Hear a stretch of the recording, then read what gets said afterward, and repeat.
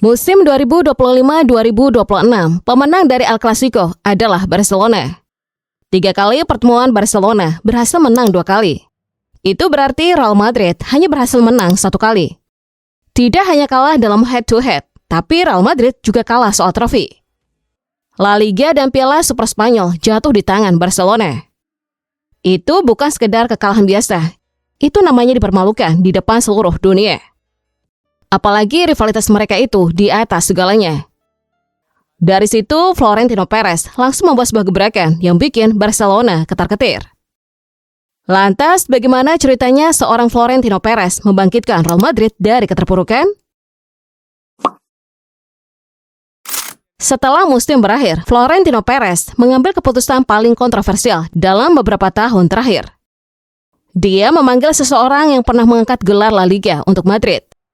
Seseorang yang kalau sudah masuk ruang ganti, suasananya langsung berubah. Dia adalah The Special One, Jose Mourinho.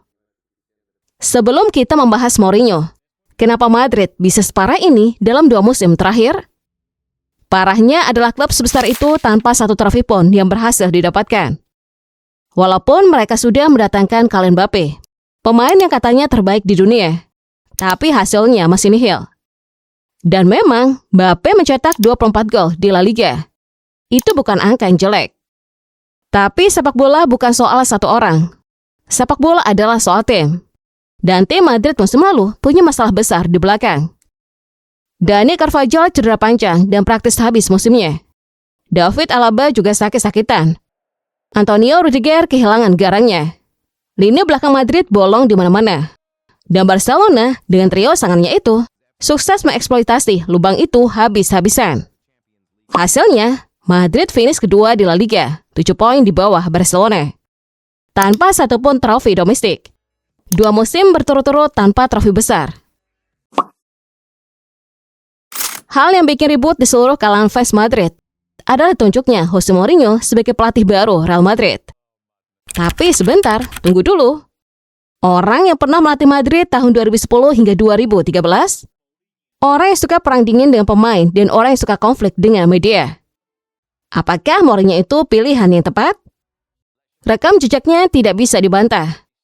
Saat Mourinho melatih Madrid dulu, dia bawa mereka juara La Liga musim 2011-2012 dengan rekor 100 poin.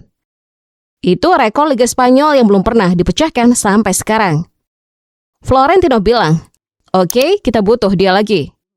Tapi ini bukan Mourinho yang sama. Ini Mourinho versi 2026, di mana banyak orang menganggap bahwa era Mourinho itu sudah habis. Tapi yang jelas, begitu dia masuk, Madrid langsung bergerak cepat. Dan Perez tahu betul apa yang harus Mourinho lakukan. Musim masih lama dimulai, bahkan semua orang masih fokus dengan Piala Dunia. Tapi Real Madrid adalah klub yang paling aktif sejauh ini dalam masalah transfer. Nama pertama yang diumumkan adalah bek tengah Liverpool, Ibrahima Konate. Lagi dan lagi, kejeniusan Perez mendapatkan pemain gratis itu masih berlangsung. Buktinya Konate datang ke Real Madrid tanpa mengeluarkan biaya, karena kontraknya dengan Liverpool habis.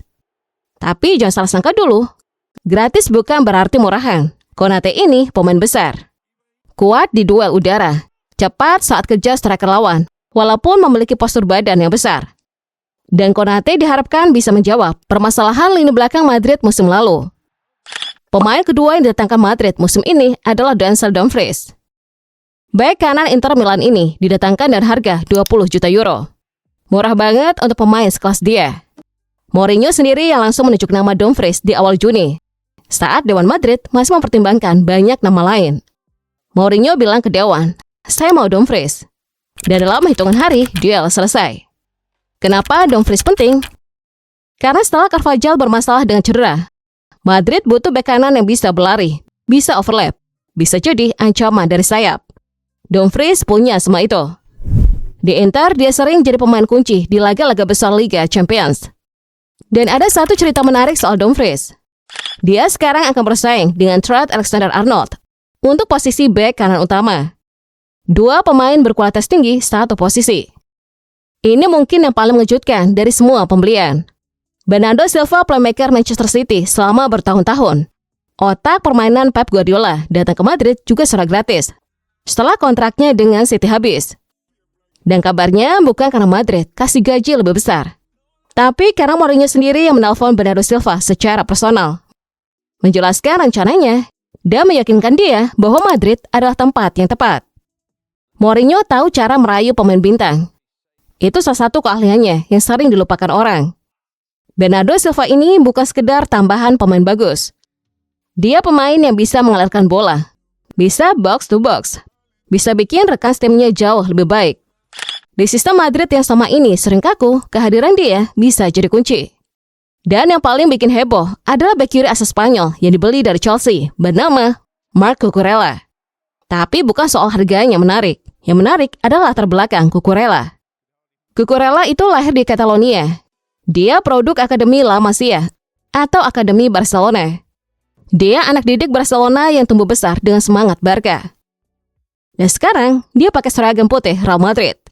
Dan El Clasico musim depan, ketika Cucurella berlari di sisi kiri Madrid melawan Barcelona, sudah pasti dia akan diteriakin, "Bo!"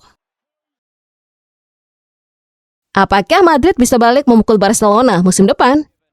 Jujur, ini bukan pertanyaan yang gampang dijawab. Masalahnya dari pelatih aja, Madrid sebenarnya sudah kalah jauh. Hansi Flick dibandingkan sama Jose Mourinho. Jelas Hansi Flick pemenangnya. Ditambah lini serang Barcelona itu jago. Udah larinya kencang, skillful, dan finishingnya mantap banget. Ditambah Barcelona resmi mendatangkan Anthony Gordon dari Newcastle. Bayangkan kiri Gordon, karena diisi Lamine Yamal, dan tengah ada Rafinha. Selesai itu Real Madrid. Apalagi mereka baru saja meraih treble domestik. Tapi yang paling penting mereka sekarang punya pelatih yang sudah pernah menghentikan dominasi Barcelona sebelumnya. Ingat musim 2011-2012? Saat Barcelona punya Messi di puncak karirnya, Madrid tetap juara La Liga dengan 100 poin.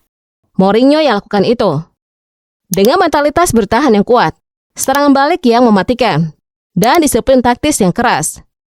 Mourinho tahu cara mengalahkan Barcelona. Dia sudah lakukannya sebelumnya. Tapi apakah cara yang sama bisa bekerja di era sekarang? Barcelona sekarang bukan Barcelona yang itu. Lamine Yamal bukan Messi. Flick bukan Guardiola. Jadi mungkin Mourinho pun perlu strategi yang berbeda.